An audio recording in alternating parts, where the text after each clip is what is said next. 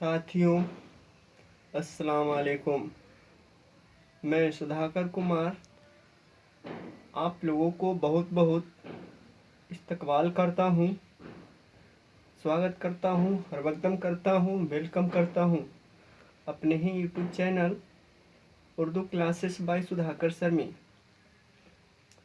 तो हम लोग पढ़ रहे थे उर्दू दरक्सा मैट्रिक 10th बुक, जो आने वाले बिहार बोर्ड एग्ज़ाम में के लिए अहम होंगे, जिसमें से चैप्टर नंबर फर्स्ट जो था शबनम कमाली का हमद हम लोग पढ़ चुके थे। ये जो है चैप्टर नंबर 2, जिसका नाम है भाभी जान। ये हम लोग देखते हैं। भाभी जान एक कहानी है, अफसाना, इसको किस्सा कह सकते हैं। भाभी जान जो लिखा गया है ये सुहेल अजीमावादी उनके मुसन्निफ हैं। यानी ये जो कहानी हुआ भाभी जान अफसाना, इसका मुसन्निफ कौन होंगे? मुसन्निफ मतलब राइटर कौन होंगे? सुहेल अजीमावादी। सुहेल अजीमावादी का पहले इंट्रोडक्शन जान लेंगे, क्योंकि राइटर का इंट्रोडक्शन से भी कुछ एग्जाम में पूछ लिए जाते हैं। तो सुहेल अजीमावादी का बचपन का नाम या असल नाम कह सकते हैं सैयद मुजीबुर रहमान था। सुहेल अजीमावादी का पूरा नाम या बचपन का नाम या असल नाम सैयद मुजीबुर रहमान। सुहेल अजीमावादी का तखल्लुस मतलब वह छोटा नाम जिसका प्रयोग शायर शेर में करता हो, उससे हम तखल्लुस करते हैं। यानी सुहेल अजीमावादी अपना तखल्लुस क्या करते थे? सुहेल। उसके बाद सुहेल अजीमावादी का पैदाइश जन्म 1911 ईस्वी में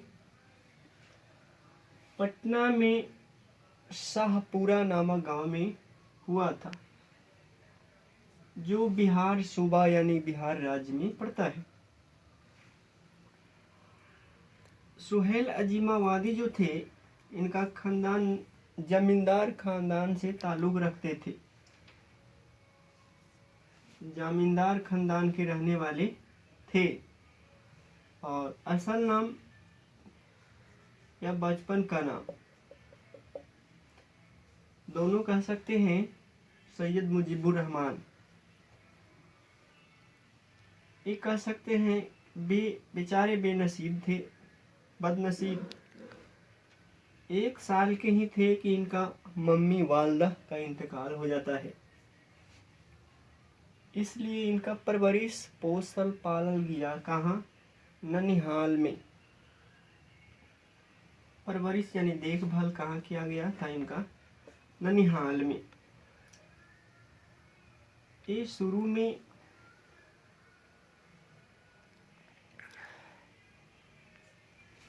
आगे बढ़ते गए।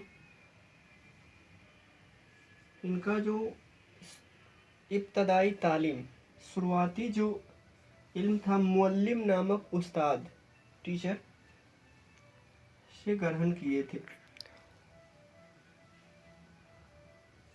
इनका 3 अफसाना जो ज़्यादातर मशहूर है,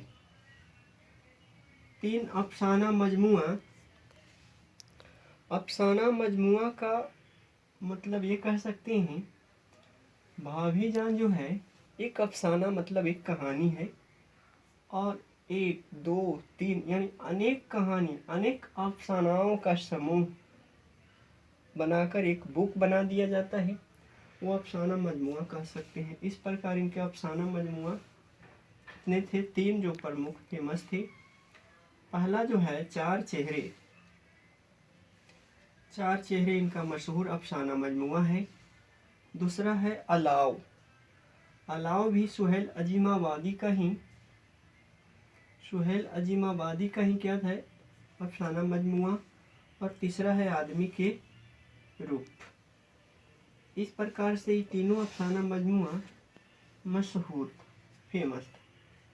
और एक इनका नावल भी है जो ज़्यादातर पूछा जाता है। इनका एक नावल है जिसका नाम है बेजड़ के पौधे, मतलब बिना जड़ के पौधे। ये मजमुआ के अलावा एक, दो, तीन इस प्रकार कहा जाके इनका कुल तकरीबन अफसाना मजमुआ जो तादाद था 125 के लगभग में था। तो जो इनका एक अफसाना है भाभीजान, इसका हम खुलासा करते हैं। इससे पहले और देख लेते हैं इनका थोड़ा सा। सुहेल अजीमवादी का इंतकाल यानी मृत्यु जो हुआ था 1980 ईस्वी में हुआ था। टीचर तो बता ही दिए कि इनका उस्ताद कौन था, मुअल्लिम नामक मौलवी से पहला बार इब्तदाई करण किए, इल्म हासिल किए थे। अब आगे हम देखते हैं भाभीजान का एक्सप्लेन करते हैं क्या है भाभीजान के अंदर में। भाभी मतलब हम लोग समझते हैं यहाँ भाभी देवर का रिलेशन से आप लोग वाकिफ होंगे। एक भाभी थी जो नाम ही दिया गया है भाभी। भाभीजान जो थी इसका असल नाम जो था रुकैया भाभी, लेकिन लोग इन्हें भाभी कहकर पुकारते थे। असल नाम इनका रुकैया भाभी। और ये जो भाभीजान लिखे हैं सुहेल अजीमाबादी, एक उर्दू के अफसाना निगारी थे मुंशी प्रेमचंद, उन्हीं से मुतासिर थे सुहेल अजीमाबादी। मतलब मुंशी प्रेमचंद के जैसा ही बनना चाहते थे सुहेल अजीमाबादी, और उसी को फॉलो करते हुए धीरे धीरे अफसाना लिख रहे थे। उसी में से आज हम लोग पढ़ रहे हैं भाभीजान, जो अभी हम बताते हैं। भाभीजान का पूरा नाम क्या था? रुकैया भाभी। भाभीजान का शोहर जो थे उनका नाम था नन्हे भाई। नन्हे भाई हमेशा रियायशी जीवन जीते थे, मतलब हमेशा उन पे केस मुकदमा चलते रहता था, यानी जेल जाना उनका आम बात था। हमेशा जेल, केस, थाना ये सब उनकी आम बात था, यानी सियासी जीवन उनका पसंद था। ये चलते हमेशा बार बार जेल जाते रहते थे। अब भाभी हैं तो देवर भी होंगे। उनका देवर का नाम था अख्तर मियाँ, या अख्तर साहब भी कभी कभी कहा जाता है। अख्तर साहब एक बार आते हैं अपने भाभी रुकैया भाभी के यहाँ, तो देखते हैं कि सुबह सवेरे उठ कर के रुकैया भाभी अपने काम में लग जाती है, और काम के साथ साथ वो अपने बच्चे को तैयार करना है, स्कूल भेजना है, इस प्रकार वे अनेक काम में उलझी रहती थी। और एक शम्मी नाम की लड़की थी, उसका पढ़ाई लिखाई का खर्च भी जो थी रुकैया भाभी उठाती थी। एक बार की बात है कि जब रुकैया भाभी अपना घर में काम कर रही थी, उसी वक्त शम्मी नाम की लड़की आती है रोते हुए। रुकैया भाभी जब उनसे पूछती है कि बोलो क्या हुआ, तो शम्मी बोलती है कि मुझे कॉलेज में एडमिशन कराना है, जिसके लिए पैसा नहीं है। ये सब सुनते ही रुकैया भाभी कहती है कि कोई बात नहीं। रुकैया भाभी का एक बेटी रहती है रिहाना।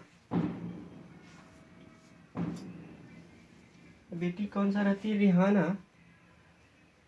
उनका चूड़ी एक बेचती है। रेहाना का जो चूड़ी होता है सोने का बेच देती है और चूड़ी बेच करके शम्मी को पैसा दे देती है, जिससे उनका कॉलेज का फीस